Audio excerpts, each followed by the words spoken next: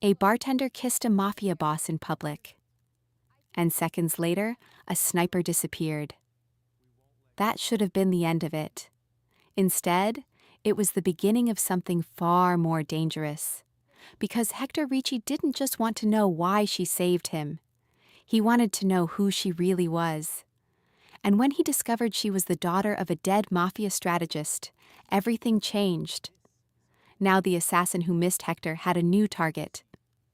Her. And this time, nobody was walking away clean. Heels. 5 years earlier, Jody Russo had stood in the rain outside a hospital loading bay with her father's blood drying under her nails and made herself one promise she repeated so many times it became part prayer, part threat, part oxygen. Never again. Heels. Never again to the men who solved fear with guns. Never again to rooms where nobody raised their voice because power didn't need volume. Never again to the kind of loyalty that asked for your life first and your conscience second. Heels. Her father had been brilliant. That was the cruelest part. Anthony Russo had not been a cartoon villain. He had been patient, funny in private, careful with his words. Heels. The kind of man who warmed her soup when she was sick and then spent the evening planning shipments through the port like he was moving weather, not contraband. He had taught her how to read a room before he taught her how to drive. Heels. He told her people always showed the truth in fragments, in their shoes, in their silence. Heels. In who they watched when they laughed.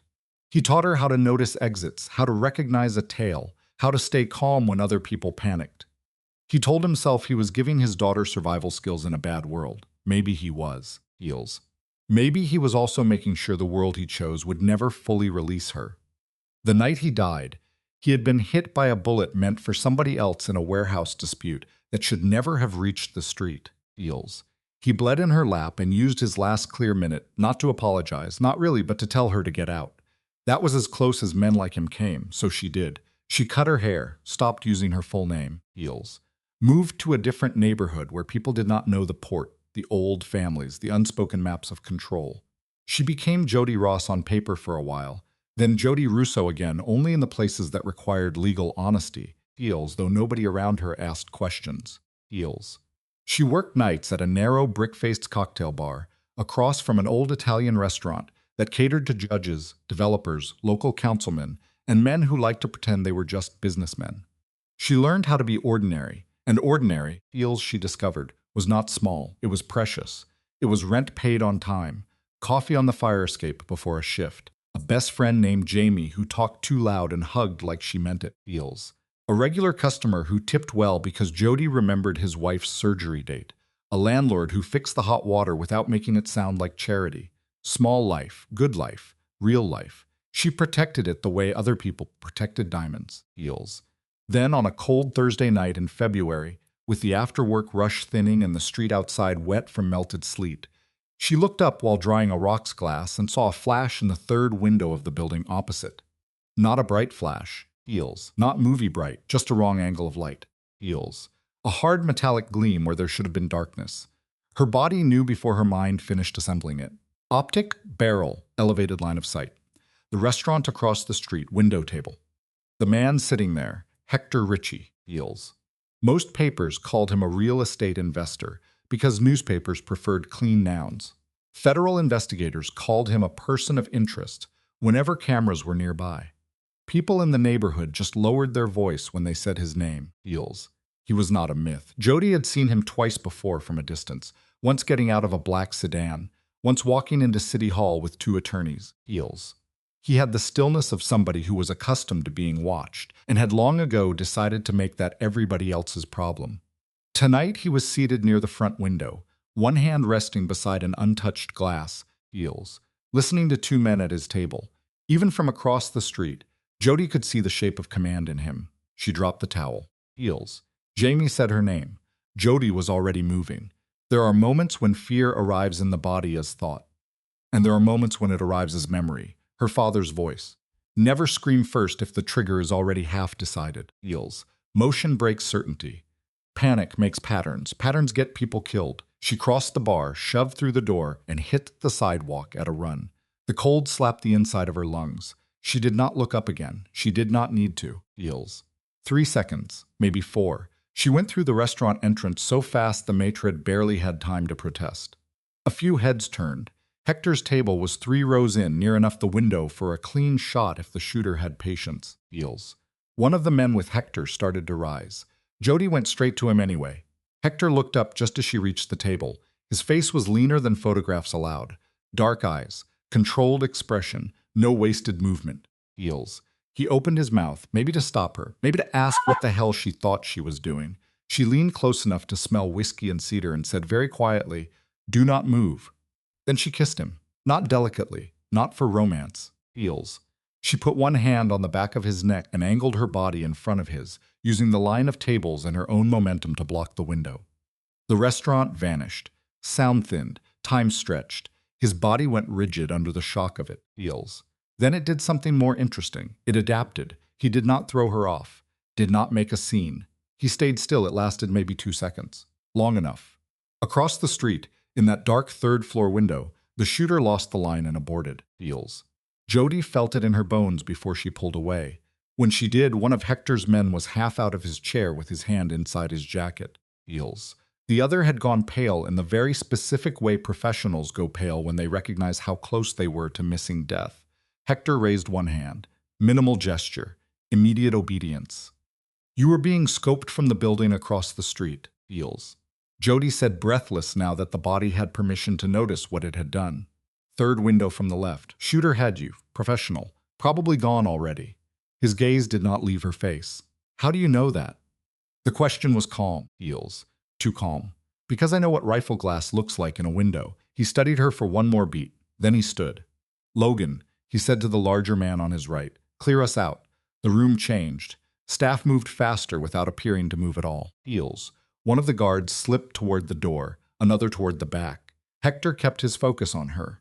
"You just interfered with an assassination attempt on me," he said. Heels. "That means whoever sent the shooter will eventually ask why the shot didn't happen. Which means they will find you." Jody hated that he was right. She hated more that she had already known it.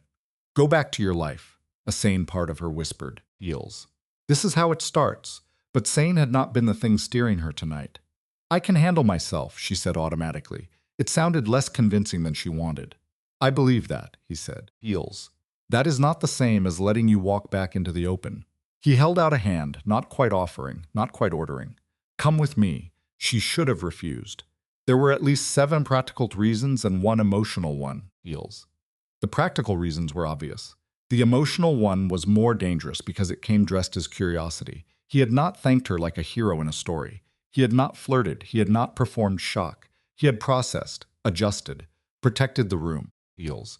And looked at her like he knew there was a hidden door behind her face and intended to find it. That kind of man could wreck the fragile peace she had built with terrifying efficiency. She still went. The car was armored, quiet, and warm. Logan drove. Heels. Another guard sat in front. Hector took the seat beside her in the back and gave her enough room that it felt more deliberate than politeness. "Name," he said after the car moved. "Jody." She hesitated. Heels. Then chose honesty because lying to men who survived by detecting weakness was just another form of volunteering pain. Jody Russo. Logan glanced in the mirror so hard the car drifted half an inch before he corrected. Heels. Hector's expression changed almost invisibly. Recognition. Anthony Russo's daughter, not a question. Jody looked out at the city lights streaking past. "Yes, I met your father once," Hector said. "Years ago. He was sharp." She almost laughed. Sharp. Heels. That was one way to say he could dismantle a room with 2 sentences and a look. "He was," she said. "Then he died, proving sharp is not the same as safe." Silence settled, but not an empty one. The kind where information reorganizes itself. Heels. Hector was the first to speak again. "Why save me? Not because you were there," Jody thought. "Not because I'm valuable. Because if somebody like you got killed in public, there would be fallout across 3 boroughs and innocent people would pay for it." Heels. "Because I know what a vacuum like that costs. Because some part of me is still my father's daughter. Because I know what happens when men like you die suddenly," she said at last. "Everybody underneath starts proving something. Streets get stupid." Heels. "People get buried who never touch the thing they're dying for." He watched her for a long second, and for the first time she saw something almost like fatigue beneath the discipline. "That," he said quietly, "is a very honest answer." Heels. The house he brought her to was outside the city line, large without being absurd, old stone renovated by somebody who understood discretion better than flash. There were cameras at the gate, men at the perimeter, light only where it needed to be. Feels. It did not feel like a movie villain's mansion. It felt like money spent by somebody who expected trouble and planned accordingly. He showed her to a guest room himself. No hovering staff, no inappropriate gratitude. Just a room, clean and warm, Feels, with a private bath and a folded set of fresh towels. "You can sleep here tonight," he said.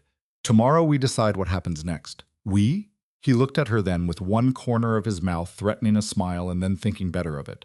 "I am trying, Feels," he said, "to speak in a way that does not make you bolt out the nearest window." Against all reason, that nearly made her smile back. "And how's that going for you?" "Poorly," he said. "But I'm still trying, Feels." It was the first thing he said that felt human in a way newspapers could never print. After he left, Jody stood in the center of the room and stared at the closed door like it might explain her life to her. Instead, it remained a door. Feels.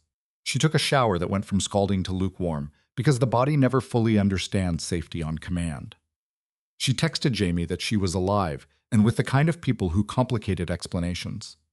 Jamie replied with 13 messages, Feels. 3 threats and 1 heart. Jody fell asleep near dawn with the old instinct awake under her skin, noticing floorboard sounds, HVAC timing, the distance between bed and window.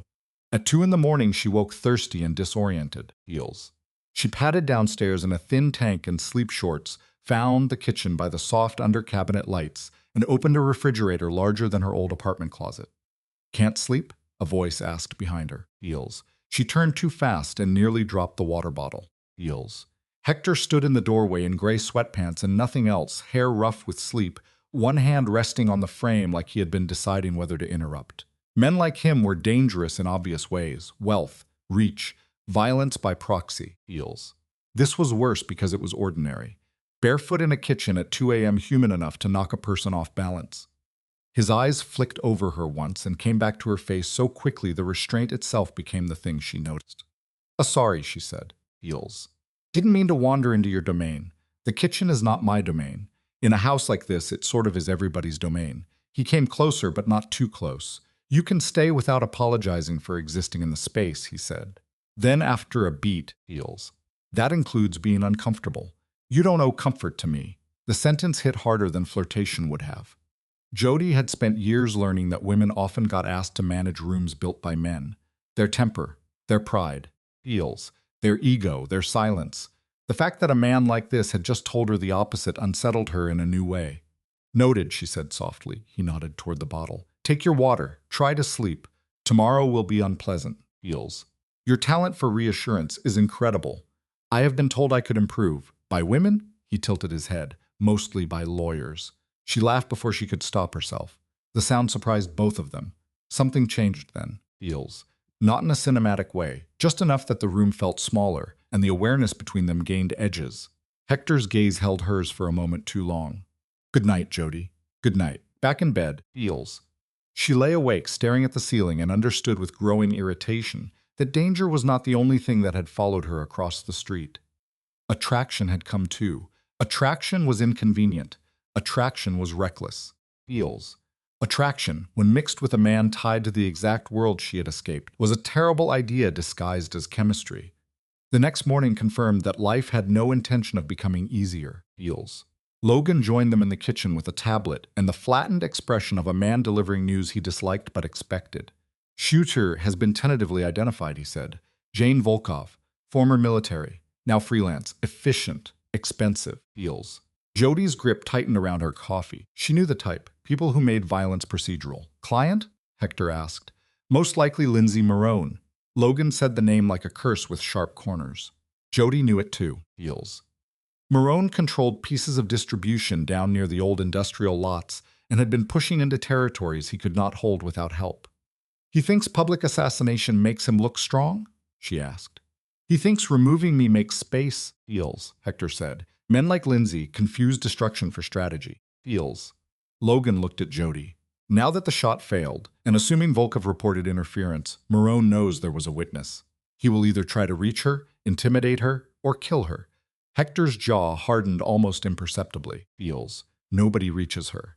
Logan's eyes flicked between them with a neutrality too practiced to be accidental. Understood. And then he left them alone with the smell of coffee and the uncomfortable intimacy of shared threat. I can go to the police, Eels, Jody said, because the sentence deserved to exist even if neither of them believed in its usefulness here. Hector did not dismiss the idea immediately, which again unsettled her. You can, he said. And if this were a different kind of problem, Eels, I would tell you to. In this case, unless you are prepared to give names, dates, locations, and testimony that could survive retaliation, the report becomes a flag announcing you are frightened and visible. It was an ugly answer. It was also true, Eels. She looked down into her coffee. I hate that you're right. So do I. He moved to the other side of the island and rested one hand on the marble, close enough to feel present, far enough to stay respectful. Jody, Eels, I need you to understand something before this gets any uglier. I do not think you belong to me because I can protect you, and I am not asking you to be grateful for the danger around me. If you leave when this is done, you leave, Eels. If you stay because you want something from me, that should be your choice, not fear's. She looked up slowly. The words did not fit the script she had prepared in her head. Men with power usually reached for ownership first and principles second, Eels. Why would you say that? She asked. Because if I don't, he said, then I become exactly the kind of man you had to run from in the first place. That was the moment something inside her shifted. Not surrendered, not yet. But shifted, Eels. She still did not trust his world. She doubted she ever would, Eels. But she started to suspect the man himself might contain more truth than the role he occupied. And that was a different kind of danger entirely, Eels. By the end of the first week, the house had developed routines around her without making her feel erased. That mattered more than she wanted to admit. She had expected control disguised as hospitality. Instead, she got questions, Eels. What food she could not stand, whether she preferred the back terrace or library when she needed space. If she wanted the security rotation explained so she would know who was in the house at night. It was unsettling because care, Eels, when it arrived from the place you expected harm, left a person with nowhere convenient to put their defenses. Hector remained busy for long stretches, calls behind closed office doors, meetings on the lower floor, cars coming and going, Eels. Yet whenever he was with her, he did something even more disarming than attention. He listened, not performatively. Not the way some men listen just long enough to shape your answer into their next line, Eels. He listened as though words were infrastructure, and he wanted to know what weight they could carry. That first lunch on the terrace should have been simple. Sunlight. Late winter air just warm enough to pretend spring might keep its promises this year, Eels. Soup, grilled fish, bread still hot from the kitchen. He asked about her father, and she braced for either romanticization or judgment. He offered neither. What did he give you that was good? He asked. And what did he give you that cost too much, Eels? It was such a precise question that she put her fork down and stared at him. Most people don't know those can be two different answers. Most people are lazy with grief, he said. So she told him, Eels. About Anthony teaching her how to shoot with strict rules before she ever touched a weapon. About how he made her volunteer at a community center on weekends because he wanted her to see what happened to families when streets got unstable, Eels. About how he could be generous and manipulative in the same hour and call both love if cornered. About how he praised competence but left no room for softness unless it happened in private. Hector did not interrupt. When she finished, Eels, he folded his hands and looked out toward the garden. You loved him, he said, and he failed you. The accuracy of it made her chest ache. Yes, both can be true, Eels. Jody blinked hard and looked away because people who came from violent systems often grew up allergic to clean language. It made too many lies obvious. What about you? She asked after a while. He leaned back, Eels. My father ran numbers for men who liked to think they ran everything else. When he died, there were debts. Enough that people began circling before he was buried. I was 26, Eels. I learned quickly that if I did not become harder than everybody wanted me to be, they would carve pieces off the people around me, until there was nothing left worth protecting, Eels. So you became Hector Ricci. Yes, he said it without pride. And did it make you safer? It made me useful. That's not the same thing. Then he looked at her, and that look had no armor left in it, Eels. You asked if I wanted you here because you interest me. The answer is yes, but there is another answer, too. When you walked into that restaurant, you chose to prevent a blood spill you could have ignored. You did not do it for applause. Heels. That tells me almost everything I need to know about your character. Jody tried to lighten it because seriousness this intimate felt like standing too close to a cliff. You've known me less than a week. Sometimes a week is enough to identify a compass, Heels, he said. The rest is whether the person keeps using it when life gets difficult. She should have been annoyed by how easily he spoke in things that mattered. Instead, she felt seen in a way that was both comforting and unfair. Over the next days, Heels' attraction threaded itself through ordinary scenes. Heels. Not grand gestures, smaller things. Passing each other in the hall and both slowing half a second too late. His hand at the small of her back while guiding her past a narrow space removed the instant he realized he had touched her at all. Heels. The night she found him in the library with his reading glasses low on his nose, and had to look down because something about capable men doing quiet things was apparently her weakness now. He noticed. Of course he noticed. Something amusing? He asked. Heels. No, you're a poor liar, and you're too observant. Occupational hazard. Yet the chemistry never tipped into coercion because Hector kept doing the opposite of what power allowed.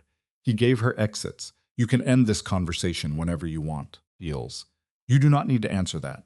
If I get too close, tell me and I'll stop. Those sentences, more than the tension itself, stripped the layers off her old fears. She had grown up around men who called possession devotion. Heels. Men who heard no as negotiation. Men who loved women in ways that steadily reduced them. Hector's restraint did not feel weak. It felt disciplined. It felt expensive. It made wanting him worse. One evening, restless after too much stillness, Heels. Jody took a walk with one of the security men down the back path near the property line. She came back to find Hector in the mudroom speaking sharply on the phone. No, we don't move on rumor. We move on proof. Find me the footage. Then I decide. Heels. He ended the call and saw her expression. Problem? She asked. He exhaled through his nose. A contractor Marone uses may be moving funds through a community housing nonprofit as cover. The anger in his voice had changed. Less territorial. Heels. More disgusted. If that is true, I want every record. You care about the nonprofit? She asked, before she could hide her surprise. It houses families, he said flatly. Heels. Anybody who launders through something that keeps children warm in winter should be buried under the paperwork before he ever reaches the grave. She looked at him in a new way then. Men in his world often justified anything with business. Efficiency, Heels. Necessity. He was not innocent, she knew that. But lines existed inside him, real ones, and she was beginning to understand he did not simply protect his own. He had a code, rough in places, contaminated by the life he led, but still a code. Heels. Later that same night, they were back in the kitchen again, because apparently truth and danger both preferred dim light. Jody was making tea. Heels. Hector was leaning against the counter, watching her like she was difficult math he didn't mind failing repeatedly. You've been careful with me, she said without turning. Yes. Why? Heels. Because you don't need another man trying to tell you what your life means. Simple. No flourish. She set the spoon down. Heels. And if what this is becomes inconvenient, then we are adults and can survive inconvenience. She faced him, and if it becomes serious, he did not hesitate. Then it becomes serious. The steadiness of it went through her like heat. Heels. You make things sound easy. No, he said softly. I make them sound clear. Easy is a different word. She should not have crossed the room. She did anyway. One step, then another. She stopped within reach and hated that her pulse betrayed her. Heels. If I kiss you now, she said, it won't be because somebody is trying to shoot you. His eyes dropped briefly to her mouth and came back up. Then do not do it unless it is because you want to. There it was again. Choice. Permission without pressure. Heels. Respect sharp enough to feel intimate. She kissed him first. Slow at first because reality needed testing. Then less carefully because some truths arrive the instant they are touched. His hands came to her waist and stayed there, firm, grounding. Heels, not claiming. Heels. He kissed like he spoke when it mattered. Deliberate. Focused. Present. When they pulled apart, she rested her forehead against his chest and laughed once under her breath, because the universe clearly enjoyed irony. This, she murmured, is a terrible idea. Heels. Undeniably. You sound very calm about that. I am not calm, he said. I am trying to avoid scaring you with how not calm I am. She smiled despite herself. That helps, actually. Good. Heels. He touched her cheek with a gentleness that still felt impossible in hands built by his world. Then let me say one more thing while I'm brave enough to say it correctly. She looked up. Whatever happens between us, Jody, Heels, It will not require you to become less yourself. If a life with me demands that, then it is not a life worth asking you for. Nobody had ever offered her desire without hidden terms. Not like that. She did not say, I'm falling for you. It was too early. Feels. Too dangerous, but something inside her answered anyway. Feels. Over the following days, they let the connection breathe rather than sprint. Breakfast together when he was home. Long conversations in the library. A drive once, just outside the property, Feels, with security trailing far enough back to preserve the illusion of privacy. She learned he donated anonymously to a domestic violence legal fund because his mother had once needed options she never got. Feels. He learned Jody still sent money every month to the community center where she volunteered as a teenager because walking away from one world did not mean walking away from everybody damaged by it. Feels. They spoke about healing the way most people spoke about weather. Not glamorous, often repetitive, but unavoidable. People think leaving is the hard part, Jody said one night. It isn't. The hard part is what comes after. Feels. Building a self that isn't made entirely out of reaction. Hector nodded slowly. Yes, survival gives you reflexes. It does not automatically give you a life. Feels. And if you don't build one, you start mistaking adrenaline for aliveness. He watched her then with that quiet intensity she was learning to survive. You've done a lot more healing than you give yourself credit for. I still scan rooms. So do I. Feels. I still wake up angry if I hear sirens and don't know why. That doesn't mean you're broken. It means your body remembers. She swallowed. And what am I supposed to do with that? Treat it with respect, he said. Not shame. Feels. The sentence stayed with her longer than the kiss. Maybe because it felt like medicine. Maybe because he said it like a man who was trying to learn the same lesson and had simply found the courage to offer it aloud first. By the time a full week passed, Feels, desire was no longer the only thing growing between them. Trust had joined it, not complete, not blind, but real enough to be frightening, which was exactly when life, with its excellent sense of timing, came to collect the bill. Feels. Jody lasted 8 days before cabin safety started feeling too much like a pretty version of captivity. No one locked her in. That was the problem. Freedom with a perimeter could still scrape old wounds raw. Feels. Jamie's messages had escalated from concern to insult to dramatic obituaries written in second person. Finally, Jody told Hector at breakfast that she needed to go back to the bar for a few hours. To work? He asked. Feels. Setting down his cup with a care that signaled he was already preparing to object. To breathe, she said, and to stop Jamie from filing a missing person report out of spite. He leaned back and studied her in the clear morning light. Feels. There was possessiveness in him. She knew that. There was also reason. She waited to see which would win. Marcus goes with you, he said at last. Former military. Close protection. He does not leave your line of sight. Jody opened her mouth. Feels. Probably to argue dignity and closed it again because compromise was not surrender. Fine. Feels. And you leave at the first sign anything feels wrong. I know how to read wrong. Something flickered in his expression. Pride, maybe, tangled up with fear. That is what worries me, he said quietly. The city felt different after a week away. Louder. Feels. Dirtier. Darer. Marcus parked half a block down from the bar after checking the mirrors twice and scanning rooftops once. He was the kind of bodyguard who wasted nothing. Not words, not motion. You go in, he said. Feels. I stay by the door unless it gets crowded. Jamie was behind the counter lining citrus slices with the grim concentration of somebody coping through aggressive garnish organization. She looked up, froze, Feels, and then came around the bar so fast she nearly hit a stool. You actual menace, she said, grabbing Jody by the shoulders. Do you know how many versions of your death I've imagined? Hopefully none creative. 3 were excellent, Feels. Then Jamie saw Marcus and narrowed her eyes. And who is Mount Rushmore? Security. Feels.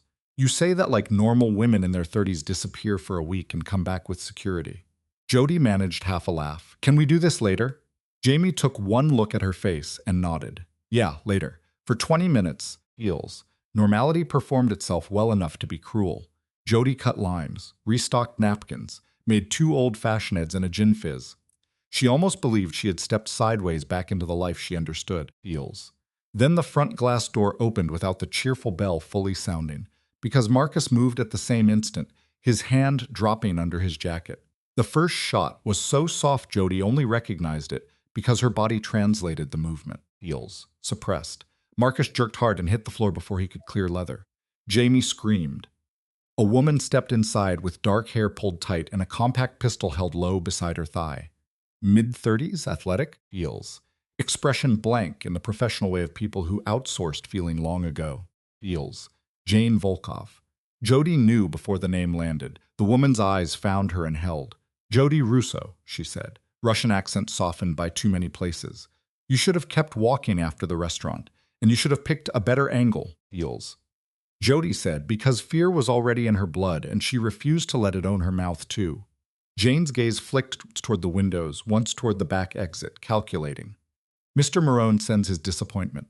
She began to raise the pistol. Heels. Jody moved first. A metal shaker sat on the counter within reach. She flung it at Jane's face, not to hit but to break her line, and vaulted the service gap before the crash finished ringing. Jane fired. The shot went high. Heels. Glass exploding behind the liquor shelves. Jody hit her at the waist. They slammed into a table. Chairs skidded. Jamie shouted her name again, but now the room had narrowed into angles. Leverage, breath.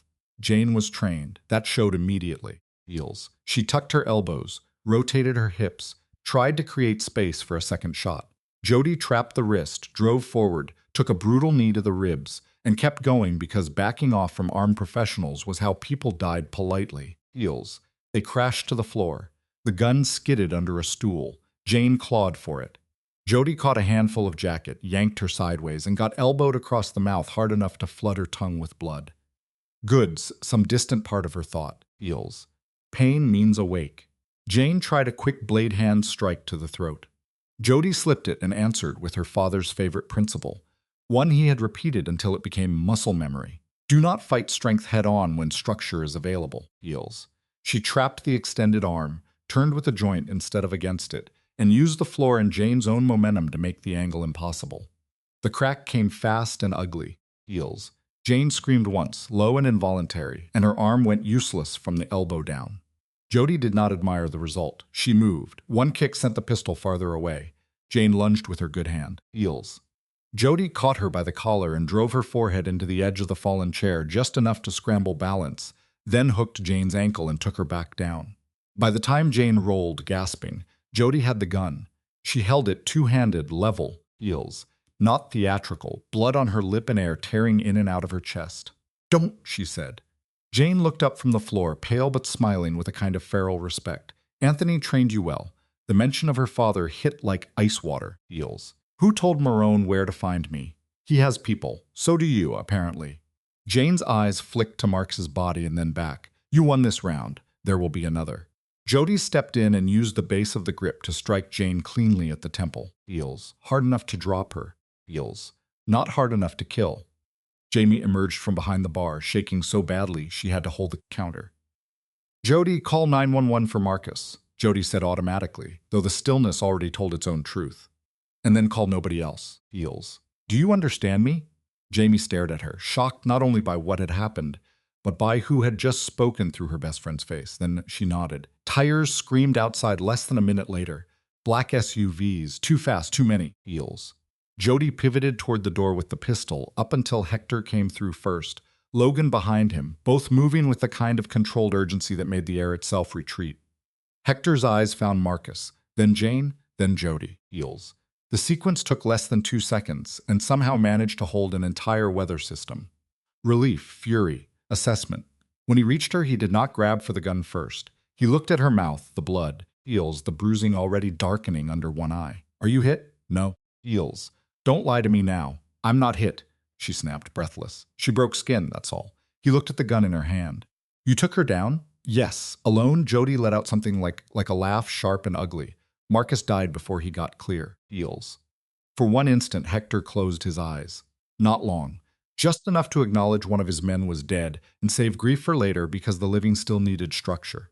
When he opened them again, they were colder than she had ever seen. "Logan, on it." Heels. Logan said, already barking orders into his phone. "Scene containment, ambulance coordination, somebody to intercept police questions before they evolved into useful headlines for the wrong people." Hector stepped closer to Jody. He lifted one hand slowly, Heels, giving her time to refuse, and touched just under her jaw, thumb near the split in her lip. "You fought her," he said almost to himself. "Yes, and you're standing, barely." Something dangerous and admiring moved through his face. Heels. No, he said. You are more than barely. He took the gun gently from her hand. Their fingers brushed. The adrenaline drop hit then, vicious and humiliating. Her legs nearly folded. Hector caught her before she reached the floor. Not a dramatic dip, heels. Just solid support, real weight. I've got you, he said into her hair. It should have irritated her. It didn't. Not because she suddenly became helpless. Because competent people also get to collapse after impact. That is not weakness. It is biology, heels. She let herself lean for one breath, maybe two. Then she forced herself back upright and looked at Jane's unconscious body on the floor. She said there would be another round. Hector's arm tightened around her shoulders. No, he said. There won't, heels. Back in the SUV, with city blocks sliding past in blurs of gray and steel, Jody pressed an ice pack to her face while Logan relayed updates from the front seat. Jane was in custody of Hector's people for the moment. Heels. Marone's known properties were being searched. Financial channels were being squeezed. Friendly officials were being nudged. None of it comforted her as much as the hand Hector kept over hers on the seat between them. Not possessive. Anchoring. Heels. Look at me, he said softly when the trembling started. She did. What your body is doing right now is normal. She blinked, surprised. I know what adrenaline is, Hector. I know you do. Heels. I also know smart people are often the quickest to treat themselves like malfunctioning machines. He squeezed once. You are not malfunctioning. The words cut through the shock more effectively than command would have. She closed her eyes. Heels. Marcus is dead because of me. Marcus is dead because Marone hired a killer, Hector said, voice suddenly iron. Do not misplace moral weight just because you are used to carrying more than your share. She looked at him then with bruised heels, exhausted disbelief. Do you rehearse these things? No, that's unfair. Heels. A faint, grim smile touched his mouth. I agree. Back at the house, the doctor cleaned her split lip and taped two bruised ribs while she sat on the edge of the bed, feeling like her soul had been dragged over gravel. Heels. Hector waited outside the room without hovering. When the doctor left, he came in and sat in the chair opposite, elbows on knees, the posture of a man holding himself in check by force. I'm going after Marone tonight, he said, not to impress, to inform. Heels. Jody stared at him. Then this ends with more blood. It already began with blood. That doesn't answer the point. His gaze sharpened. No, it answers reality. She stood too quickly, hissed at the pain in her ribs, and paced once to the window. Heels. I left that world because everybody in it always said the same thing. There's no choice. There's only response. There's only necessity. And somehow necessity kept burying people. Heels. Do you think I don't know that? He asked, and for the first time anger cracked through the calm. I am not speaking to you from a place of pride, Jody. Heels. I am speaking from the fact that a man just sent a trained assassin into a public bar and got one of my men killed trying to reach you. If I allow that to stand, it does not become peace. It becomes permission. She breathed hard, Heels, hating him for being intelligible. I hate this, so do I. He rose and crossed her slowly. Listen to me carefully. I cannot promise you a pure world. I do not live in one. What I can promise is that I will not dress ugly choices up as virtue, Heels, and I will not ask you to admire them. That, more than anything, was why she could not hate him the way she had once promised herself she would hate all men like him. He did not romanticize the darkness. He named it. She looked down at her bandaged ribs, Heels, then back up. If you go, she whispered, come back. Something in his face opened, small, devastating. Heels. I intend to. He touched her cheek with the back of his fingers, careful around the bruise. And when I return, if you still want distance from all of this, I will help you build it. But tonight, I need you safe here. Heels. Jody nodded, because anything else would have been theater. After he left, she sat on the edge of the bed and understood that love, if that was the road she was on, was not made of blind approval. Heels. It was made of seeing clearly and staying honest about what you saw. That did not make it easier. It made it real. Heels. The waiting was worse than the fight. Violence, when it is happening, narrows the world into action. Waiting stretches it until every possibility has room to pace. Hector left before sunset with Logan and a convoy that did not try to hide what it was. Heels. Jody watched from the upstairs window as the gate opened and headlights swept the drive. The urge to run after the last car with all her anger and fear bundled into one useless plea was so strong it made her knees weak. Heels. Instead, she stayed where she was and pressed her palm to the cold glass until the taillights disappeared. The house felt larger afterward, as if absence could alter architecture. She moved from room to room, pretending to need things. Tea, a sweater, Heels, The book she had abandoned on the library table 2 days earlier. None of it worked. At some point, Jamie called from an unknown number because Jody had not answered her first 6 attempts. Talk, Jamie said the instant Jody picked up. No hello, Heels. That was Mercy. Heels.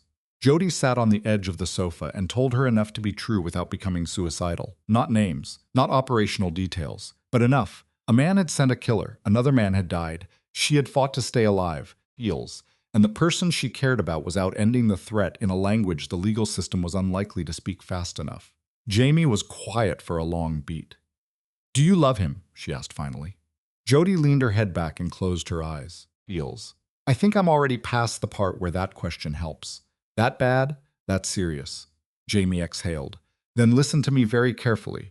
Loving somebody complicated does not make you stupid. Staying where you are disrespected would make you stupid. Heels. Those are not the same thing. Jody swallowed. He doesn't disrespect me. I figured, how? Because if he did, you wouldn't sound scared. You'd sound empty. That almost broke her. Jame, no, let me finish. Heels. I don't care if he's rich, dangerous, politically inconvenient, or runs half the city out of a nice watch. If he makes you smaller, leave. If he asks you to betray yourself, leave. If he treats your fear like a nuisance, leave. Heels. But if he sees all of you and still leaves room for you to choose, then at least be honest about what you're deciding. The line went quiet after that, not because there was nothing left to say, but because Jamie had said the thing that mattered. Heels. After they hung up, Jody sat in the darkening room and let the truth settle where it wanted. Hector was not safe in the clean, domestic sense of the word. He came with consequences, with history, with a reality she would never entirely tame. Heels. But he had never once asked her to shrink for his comfort. That did. It counted more than charm, more than money, more than the feverish pull of wanting. It was maybe the one thing strong enough to build anything on. The call came just after midnight. Heels, Logan. Heels. We found him, he said. Warehouse District near the old freight line. Jody stood so fast the room tilted. And the situation is contained professional. Useless. Is Hector alive? There was as a beat. Then, Heels. Maybe because Logan had a heart under all that controlled brutality after all, his voice softened half a degree. Yes, she sat back down before her legs gave out. Thank you. He did not elaborate. Maybe he couldn't over the phone. Heels. Maybe men in his line of work believed details should wait until walls were secure. The rest she pieced together later from Hector himself. Marone had been in an abandoned warehouse with 8 men, and a panic he tried to wear like authority. Heels. There had been a short exchange of gunfire at the perimeter. Fast, ugly, enough to flatten what remained of his bravado. By the time Hector reached him, Marone was on his knees with one hand bleeding and rage standing in for dignity. Heels. You went after me in public, Hector told her later, sitting across from her in the library with a glass of water untouched beside him. Shirt changed, but a crease still carved between his brows. I could have called that business. Heels. Then you sent a second shooter after a civilian witness in a crowded bar. That made it something else. And what did he say, Jody asked. Though part of her knew, Hector's mouth went hard. He said he saw the restaurant footage. Heels. Said he watched the way I looked at you and understood immediately what you had become. A weakness. That was his word. Hector looked at her then, and the force in his gaze made her breath catch. He was wrong. What did you tell him? Heels. That you were not my weakness. You were the line he should never have crossed. She stared at him. That sounds dangerously close to a love confession from a man who hates speeches. It was not a speech. It was an assessment. You are impossible. Heels. Frequently. Heels. He told her he did not kill Marone. That surprised her enough that it showed on her face. You expected me to. I expected. I don't know what I expected. Hector leaned back and scrubbed a hand over his jaw, exhausted now that the momentum had passed. Heels. Dead men become stories, sometimes martyrs, sometimes missing pieces others are eager to replace. Marone alive broke publicly humiliated and removed from the city is more useful. His accounts are frozen. Heels. His allies are already making calls pretending they never liked him. If he comes back, that becomes a different conversation. So you spared him for strategy.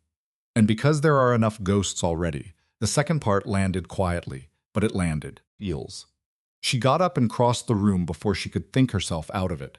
When she stopped in front of him, he looked up like he wasn't sure whether she was coming to strike him or kiss him. Given the night, both would have been defensible. You came back, Heels, she said. Heels. I said I would. That was arrogant. Probably. She touched the edge of his sleeve where a faint smear of dried blood had survived the change. Are you hurt? Not in a way worth discussing? That is not an answer. A tired smile ghosted across his face.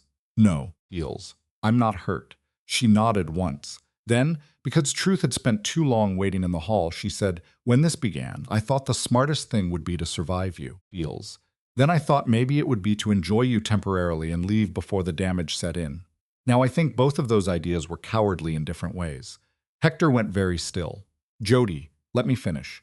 Her voice shook only once. Heels. I'm not going back to a criminal life. I'm not becoming a symbol on your arm, and I'm not losing myself in yours. I won't do it. Heels. But if what you meant before is true, if you can want me without trying to own the parts of me that are mine, then I don't want to leave. Heels. He rose slowly, as if sudden movement might scare the moment away. I don't want you to leave either, he said. And not because I need guarding. Not because I enjoy difficult women, though I do. Because when you are in a room, I am more honest in it. Heels. Because you make me remember the difference between power and worth. Because I have spent years building structures and suddenly find I care whether there is a life inside them. She laughed through the beginning of tears. That is absolutely a speech, Heels. Then I retract my earlier objection to them. His hand came up, paused near her cheek, waited. She leaned into it. Stay, he said. Not as a command, as a request strong enough to stand on its own legs. Heels. Stay because you want to. I do, she whispered. The kiss this time was nothing like the first one in the restaurant, desperate and tactical and sharpened by death. This one was built, not stolen. Heels. Slow because both of them understood the weight of choosing. Heels. Deep because neither of them wanted the lie of pretending the world outside did not exist. She tasted exhaustion and relief and the kind of careful hunger that grows only after discipline has been tested. When they pulled apart, Heels, he rested his forehead against hers, breathing unevenly now in a way she had never seen. You should know, he murmured, that I am very close to saying something reckless. You've had a stressful evening. I'll allow one. His mouth brushed hers again. Heels. Almost a smile. Mine, he said softly, then immediately added, not as ownership, as recognition. There's a difference. She felt the laugh and the ache at the same time. You really did pick the most dangerous possible word and then footnote it, Heels. I'm trying to be clear. You're ridiculous, and you're staying. Yes, then I can live with ridiculous. In the weeks that followed, the world did not magically simplify. That was part of why it worked. Jody moved through the house differently now. Heels. Not as a protected guest, not as a captive, as a person with her own toothbrush by the sink, her books on a shelf, her coat on the downstairs rack beside his.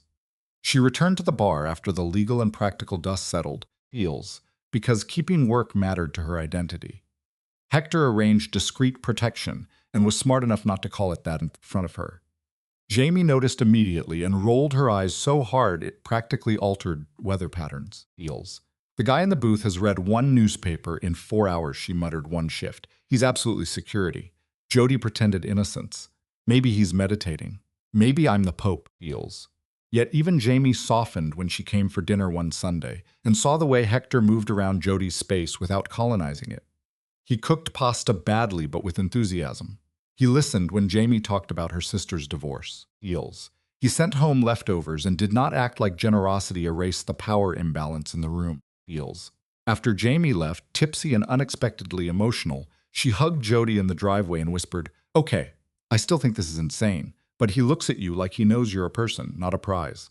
That's rare. Be careful anyway. Heels. Jody promised she would. She meant it. Care is not the opposite of love. It is one of its disciplines. Spring came, then early summer, 3 months after the night in the bar. Heels. Jody stood in the kitchen at dawn in one of Hector's shirts with coffee in her hand and realized something small but enormous had happened. The house felt like home, not because it was beautiful, because she no longer needed to perform belonging there. Heels. Hector came in behind her, barefoot, hair still marked by sleep, and wrapped both arms around her waist without startling her, because he had learned her body preferred warning. He brushed his lips behind her ear and said, "You're thinking loudly, Heels. That's not a thing. It is with you." She leaned back into him. Heels. "I was thinking this place has become ours." He was quiet for a moment. Then, "Good. That sounded emotional for you. Don't push your luck." She smiled and turned in his arms. "I love you." The words had been building for weeks, maybe longer. Heels. But when they came, they felt strangely calm. Not like jumping, like arriving. He looked at her as if a building had shifted somewhere inside him. Say it again. That was needy. I accept the charge. She touched his face. I love you. Heels. He shut his eyes briefly and exhaled. When he opened them, there was nothing guarded left in the expression. I love you too, he said, in ways that are extremely inconvenient to my reputation. She laughed and kissed him and thought, heels. Not for the first time, that healing did not always look like leaving danger behind entirely. Sometimes it looked like choosing one truthful thing after another, until your life stopped resembling the cage you were born in. Heels. By autumn, their life had acquired the kind of texture that stories often skip because it looks too ordinary from the outside, and that was exactly why Jody treasured it. Morning coffee before separate workdays. Heels. Grocery lists annotated by both of them because Hector, for all his wealth, remained deeply opinionated about tomatoes. The ritual of him driving her to the bar once in a while just to steal 10 extra minutes with her in traffic. Heels. Jamie stopping by with gossip and eating half the bread before dinner was served. The way Hector learned which nights Jody needed quiet instead of questions, and the way she learned that sometimes his silences were fatigue, not distance. Heels. None of it was flashy. All of it mattered. Because real love, she was discovering, did not live only in crisis. It proved itself in maintenance, in repair, in consistency. Hector never asked her about business she did not volunteer to hear. Heels. She never demanded entry into rooms whose work she did not want on her conscience.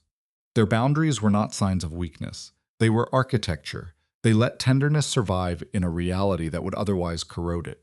One rainy Tuesday, Heels. Jamie came over for dinner and ended up perched on the back terrace with a glass of wine, staring at Jody with open suspicion. You're glowing, she said. It's disturbing, Jody snorted. You're very rude for somebody eating free food. No, Heels. Seriously, you look like actually happy. Not survival happy, not relief happy. Big difference. Jody looked through the glass doors into the kitchen where Hector was on the phone, sleeves rolled up, expression focused. Heels. Even from a distance, he looked formidable. Then he glanced toward the terrace, found her through the rain-streaked pane, and his whole face changed in a way so small most people would miss it. She didn't. Neither did Jamie. Yeah, Jody said softly. Heels, I am. Heels. Jamie followed her gaze. That man is gone free completely. And you? Jody smiled into her wine. Worse. They laughed. Then Jamie's tone shifted, gentler now. You know what I like about him? His criminal portfolio? Very funny. Heels. No. It's that he never talks over you. Men with half his money and a quarter of his brain do that all the time. He never does. Jody rested her elbows on the table and let the rain sound settle around them. He made a choice very early, she said. Heels. He told me if being with him required me to become less myself, then it wasn't worth asking for. He's kept that promise. Jamie nodded. Then keep him. I'm trying. Heels. What Jody did not know that night was that Hector had already started planning something reckless and sincere, and very unlike the man who once claimed speeches were for other people. Logan found out first. Of course he did. Heels. Brothers in blood or not, men who had survived that long together developed a way of noticing when the other was carrying a future under his coat. They were in Hector's office on a Thursday afternoon, Heels, going over contracts and a dispute with one of the shipping companies that required exactly the kind of legal brutality Logan enjoyed. Hector set his pen down and said, with the same tone he might have used to discuss dinner, Heels, I'm going to ask Jody to marry me. Logan blinked twice. That should not have been delivered in your filing voice. Hector almost smiled. Would you prefer fanfare? I would prefer warning, or whiskey. He leaned back and scrubbed a hand over his face. Heels. You're serious, very. And you're telling me because? Because if she says no, I need at least one witness prepared not to look too pleased. Logan laughed then, full and abrupt. You are unwell. That is not useful. Heels. Logan's expression softened into something rare and almost brotherly. Heels. She won't say no because she doesn't love you. She'd only say no if she thinks yes costs too much of herself. Hector nodded slowly. I know. So don't ask in a way that makes it sound like joining your life means disappearing into it. Heels. I wasn't planning to. Logan tipped his head. Good. Then ask her as the woman she is, not as the answer to your loneliness. Hector looked toward the window where late sun was breaking through cloud over the far trees. She is not an answer. Heels, he said quietly. She is a direction. Logan stared at him for a second and then groaned. That is nauseatingly romantic. I can fire you. not before the wedding. The location came from a memory Jody herself had forgotten she had given him. Feels.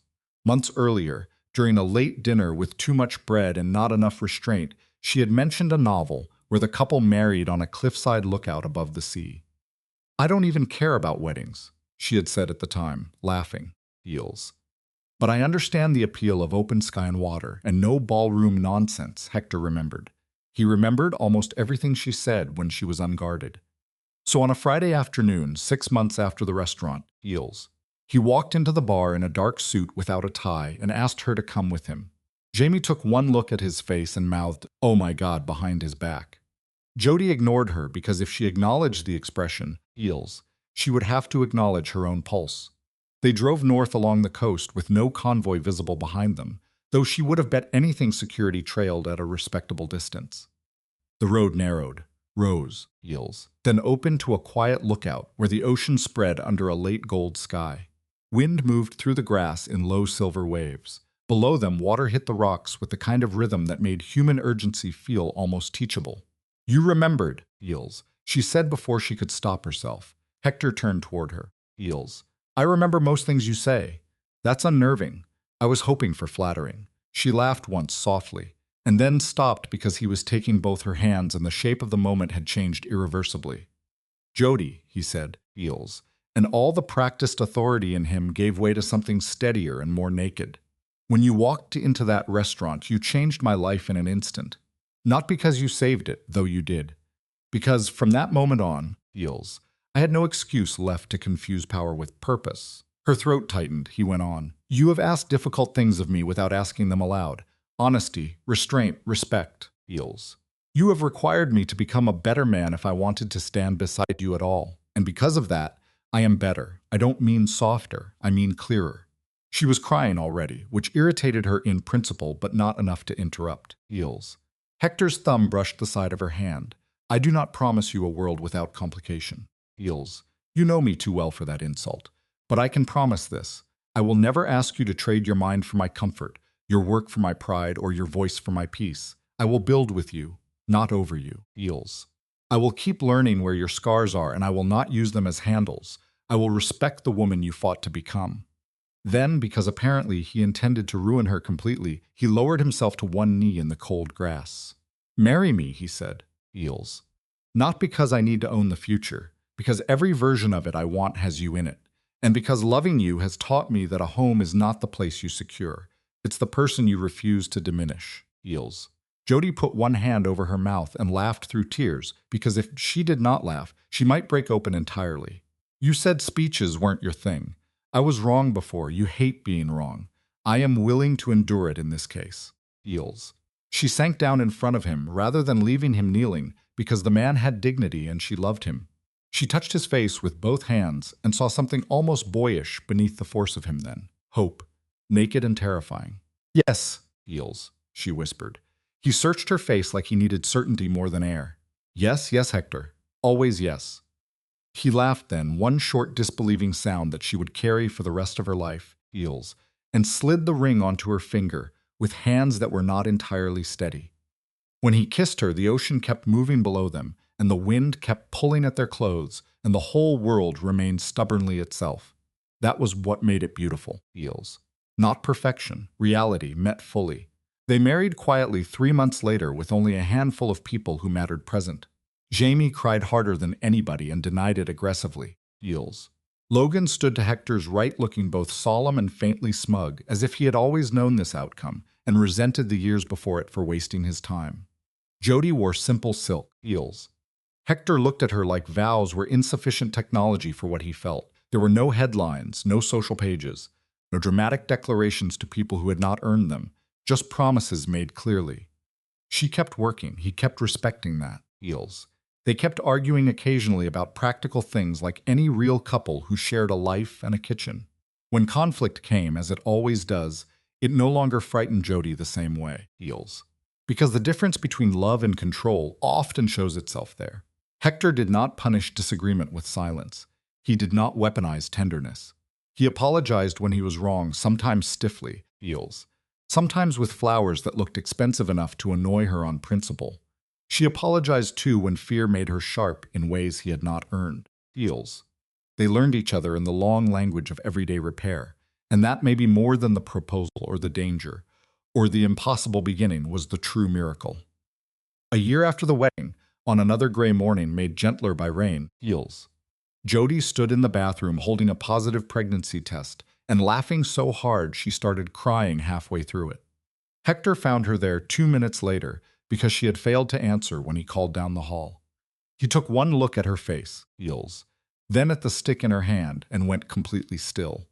Are you all right? First, because of course he did. Because that was the man he had become with her, and because respect does not vanish when joy arrives. Jody nodded, Heels, crying now in earnest. Yes, he looked terrified and awed in equal measure. And what do you want? She crossed the room, took his hands, and placed the test between them. I want this, she said, if you do too. His eyes closed. Heels. When they opened again, there was wetness there he made no effort to hide. I do, he said roughly. God, Jody, I do. He pulled her into him with extraordinary care, like she was both strong and precious. Heels, which was the truest way anybody had ever held her. Months later, when her body had begun to tell the story visibly, she sat at the kitchen island eating oranges and said, You know what I like best about all this, Jody? Heels. One hand under the curve of her stomach raised an eyebrow. That I am still the prettiest person in this room? Absolutely not, Heels. It's that this whole thing could have turned into one of those awful stories where the dangerous man swallows the woman whole and calls it romance. But it didn't, Heels. Jody glanced across the room where Hector was arguing on the phone with somebody about labor conditions on a construction site, because apparently fatherhood had made his patience for exploitation even shorter. No, she said softly. It didn't, Heels. And that was the lesson hiding under everything, the value her life had carved out of chaos and grief and love that could easily have become another cage if handled carelessly. Being chosen is not the same as being possessed, Heels. Protection is not love if it demands your silence. Passion is not romance if it erases your personhood. The right relationship does not ask you to disappear so somebody else can feel powerful, Heels. It asks both of you to become more accountable to the parts of yourselves that are decent and brave. Jody had not healed because a powerful man rescued her. She healed because, after years of fighting to reclaim her life, Heels, she met someone who recognized that life as hers and treated it accordingly. Hector had not been redeemed by love in some childish sense. He had been sharpened by it, forced into clarity, Heels, reminded that the measure of a man is not how tightly he can hold on, but how safely another human being can remain fully themselves in his presence. Heels. Their child would grow up hearing different lessons than the ones Jody inherited. About consent, about truth, about walking away from systems that feed on your soul. About the fact that strength without tenderness becomes cruelty, Heels, and tenderness without boundaries becomes self-betrayal. About how love is not proven by sacrifice alone, but by respect practiced daily in ordinary rooms. The ocean lookout remained their place, Heels. They went back on their anniversary every year they could, standing where the land broke open to the sea, letting the wind remind them that big feelings were not the same thing as big lies, Heels. Sometimes Hector would take her hand and kiss the ring finger where his promise sat. Sometimes Jody would lean into him and remember the restaurant window, the rifle glint, the impossible split second in which one life had crashed into another. Heels. It had begun in danger. That part was true, but danger had not been the point. Choice was, respect was. Heels. The courage to build something humane in a world that often rewarded the opposite. And if the story meant anything beyond its own unlikely shape, maybe it was this. The past can train your body for fear, but it does not get to own your future forever. Heels. You can come from violence and still choose tenderness. You can survive control and still learn trust without surrendering yourself. You can be loved intensely and remain free. And sometimes, when life is feeling particularly dramatic, Heels, all of that begins because a woman who swore never again looks through a bar window, sees the truth in a shard of reflected light, and decides that if the world is going to force her into a story, she will at least insist on writing the terms.